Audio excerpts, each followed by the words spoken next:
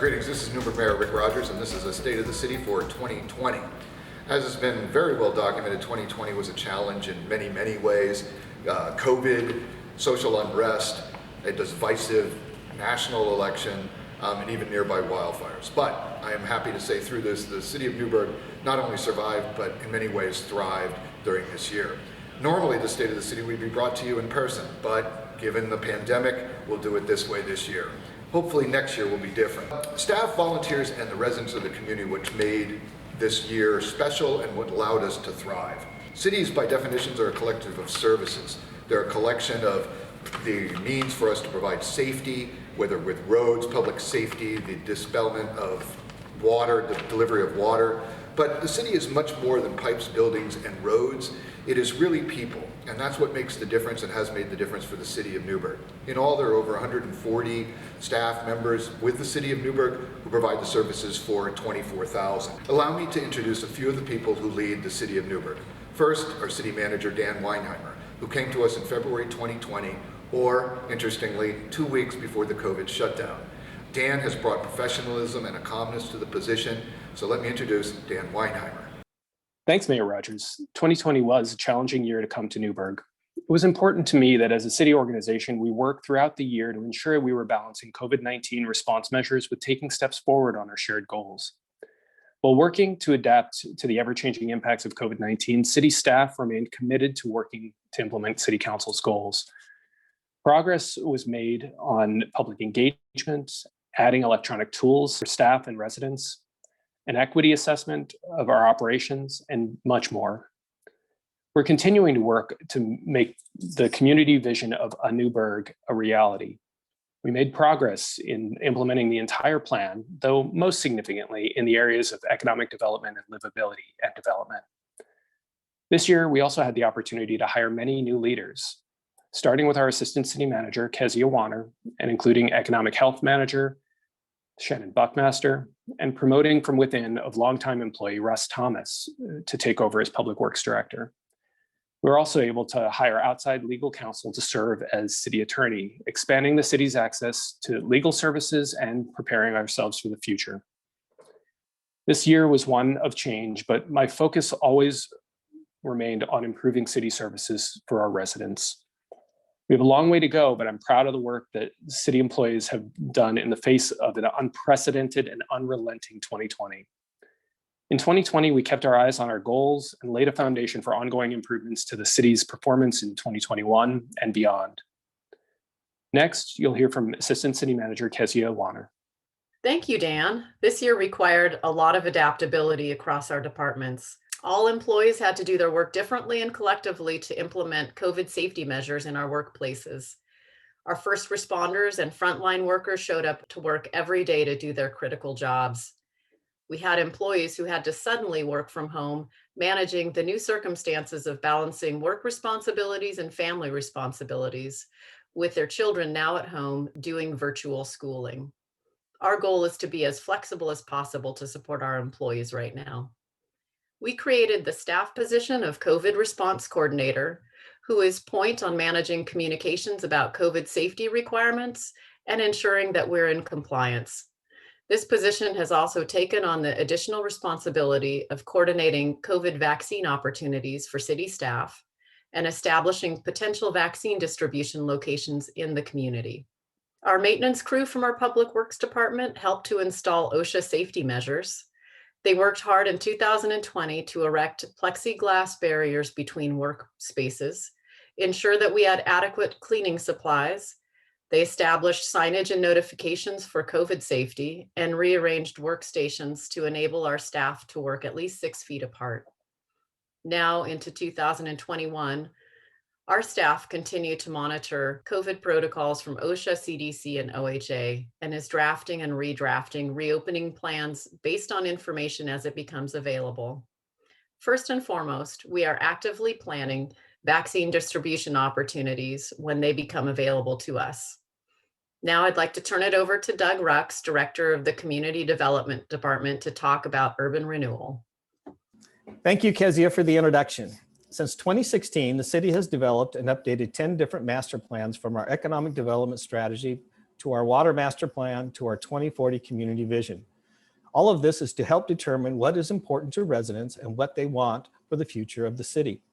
These plans have helped determine what projects would be a priority in an urban renewal plan. In 2020, the Newburgh City Council adopted the Urban Renewal Feasibility Study, which identified downtown Newburgh and the Newburgh Riverfront as the area for an urban renewal district. They also created an urban renewal agency. We are working with our ad hoc committee to determine which projects would take priority in the upcoming urban renewal plan. A digital open house on April 6th will give residents a chance to learn about and give feedback on potential projects an urban renewal plan would help fund. You can learn more about urban renewal in Newburgh at www.newburghoregon.gov/urban-renewal.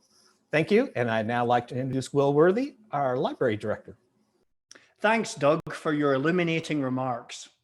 In a year like 2020, we know that the Newburgh Library offers connection and a sense of place for many residents of our city.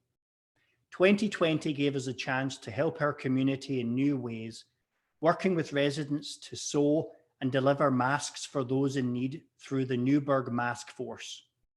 We've created thousands of minutes of videos to connect with families, using new mediums to learn about one another. In 2020, our own Corey Burkle was recognized with the Lampman Award for her long list of children's activities in librarianship. We're currently working on options to reopen the library to the public, but we've been happy to offer alternative services, including grab and go kits, book bundles, and curbside pickup to all of our wonderful patrons. Now, I'll be honest, running around the library collecting books has certainly been a change of pace for the staff. Maybe I've lost a few pounds. With a record number of 118 curbside pickups in the first Saturday in February, we were moving fast. We really miss all of your faces in the library, and we look forward to welcoming you back safely as soon as we can. And now it's my pleasure to introduce Interim Chief Kosmicki. Thank you, Will. Hello, the Newburgh Dundee Police Department is happy to say we've once again been named the safest city in Oregon based on FBI crunch statistics. This is the result of incredible teamwork within the department and our city partners. While keeping our community safe is always one of our top priorities, we also understand the importance of connecting with the community. The department has many outreach programs to include Unidos, Special Olympics, Safety Town, tours of the department, Shop with a Cop, Tip a Cop, Polar Plunge, National Night Out. We have a school resource officer and a Citizens Police Academy, just to name a few. One of the many changes we adapted to this year meant changing how we help families in our community during the holidays. This year, we changed the approach for our 10th annual Shop with a Cop event to ensure that we could still help families in need. We also coordinated with a local business, It's Party Time Catering, to deliver over 300 meals to our seniors. We appeared in several parades and drive-by celebrations, including coordinating with our surrounding law enforcement agencies and TVFNR for a hero salute at Providence Hospital. That was well-deserved. While serving the community, several officers received life-saving awards. During one event, officers Pilon, Rapay, Hostat, Junkin, and Dickerson rescued a family from a second-story burning apartment. During this rescue, the officers used a patrol car to lower the family to safety. In the coming year, the police department will be exploring the possibility of obtaining body-worn cameras in an effort to achieve more transparency. We look forward to serving the community in 2021 and finding more ways to connect, listen, and learn. Next up, Dave Brooks from the IT department. Thank you, Chief Kosmicki. This year, COVID forced our city to transition to a remote workforce and required us to adapt our digital solutions and create a powerful and easy to use system for our staff. We were able to provide solutions to our staff and elected officials to keep them productive and give them the tools necessary to serve the community. Requests for IT service doubled overnight due to this changing environment, and we shifted resources to keep up. In addition to this, the IT team was happy to work closely with dispatch and our police department to bring long overdue and necessary updates to several key solutions. These updates in the computer-aided dispatch system, records management system, and mobile data terminals improve officer access to historical and real-time information in the field, improves officer safety, and improves response time to emergency calls. As we look forward to 2021, the city will continue to rely on technology, and the IT department will continue supporting and maintaining systems to allow city staff to support and serve the community. And now introducing our city recorder, Sue Ryan. Thank you, Dave, for that introduction. The work the city does would not be possible without the volunteers and elected officials dedicating their time and knowledge to help make our community a better place. In 2020, we had 92 volunteer committee members serving on 5 ad hoc and 8 standing committees. We also saw a huge response to those wanting to serve the community as a city councilor and in applications for volunteer positions. For those looking to volunteer and serve, we invite you to visit the city's website, www.newburgoregon.gov, and click on the Board and Commissions tab. There you can learn about our current committees and how to apply for any upcoming position openings. Additionally, community members are always invited to join us for public meetings. All public meetings are listed at newburgoregon.gov/meetings. Next, I'd like to introduce Public Works Director Russ Thomas to talk about some of the capital improvement projects completed in 2020 and coming in 2021. Well, a lot of the world seemed to pause during 2020. Public Works continued to work on capital improvement projects and maintaining the city's utilities, infrastructure, and streets. In 2020, we slurry sealed 2.3 miles of city streets, cleaned 42,700 feet of sewer lines, and treated 1 billion gallons of water. Some of the more visible projects that you may have seen around town include adding sidewalks and new ADA ramps around Memorial Park, adding new sidewalks that will create a path to Crestview Crossing from 99W, and replacing 4,000 feet of wastewater mainline throughout the community in our 2020 sewer rehab project.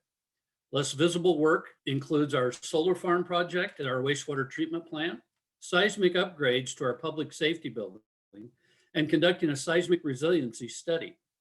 One example of the outstanding departmental staff serving our community is Andrew Shepard. Andrew is an Operator 3 regulatory specialist in the Public Works Operation Division. Andrew was selected by the Pacific Northwest Clean Water Association as the state of Oregon's wastewater treatment plant operator of the year. As we look into 2021, we continue to develop and finalize plans for adding sidewalks and bike lanes to Elliott Road, creating a safer path for local students to walk and bike to Newburgh High School, extending public wastewater lines to Northeast Shalem Drive, and working with residents and partner organizations to maintain our roads and improve our community. And now I'd like to take you back to Mayor Rogers. Russ, thank you very much for your words and for your service, and all of you, thank you very much, all the department heads and our city manager. In addition, of course, there's a host of volunteers that allow the city to run. First off, the city council, your elected officials, who are indeed volunteers as well. Elise Yarnell Holloman was previously appointed, she was elected this year, serves District 1. Julia Martinez Poncarte was appointed in 2020 and serves District 2. Denise, the council veteran, was reelected this year, and she represents District 3. Bryce Cofield, appointed in 2020, represents District 4. Mike McBride, elected this year, he serves District 5, and this is his second visit to the City Council. Stephanie Finley was elected in 2018, and she serves District 6. Beyond these volunteers, there are a host, really a large number of volunteers that also allow us to function. They serve on city committees, both permanent and ad hoc. And in total, between all of those committees, library and police volunteers, we have well over 140 volunteers who annually assist the city, and we can never thank them enough for their service. So now the council goals, this is what we'll be looking to into the future years. As has been mentioned before, the first council goal is customer service and passing some of the legal troubles that we've faced in the past few years. Our second major goal is diversity, equity, and inclusion, to make sure that all of our population, all of our residents here are represented and their voices are heard. The third is urban renewal, which has been progressing this year and will continue to into 2021 for infrastructure improvements from the downtown to the Mill District. Our next goal for the council is homelessness and the facing of affordable housing and what we might do in that area. And finally, sustainability, so we can minimize the impact on the environment by city services. These goals will continue on into 2021. In the future, of course, we hope to get through COVID, hopefully here relatively soon. And then we'll be hiring 2 permanent staff positions for police chief and for a finance director. We will continue on with the goals as mentioned. And really the overall goal, I think, for everyone who works at the city or volunteers for the city is to be the best run, safest, most welcoming, most inclusive, and most dynamic city that we can be.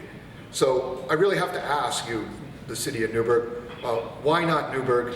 Or maybe in another way, why not Newburgh? So thank you for listening. If you'd like to reach me, please do so at rick.rogers@newburghoregon.gov. Thank you.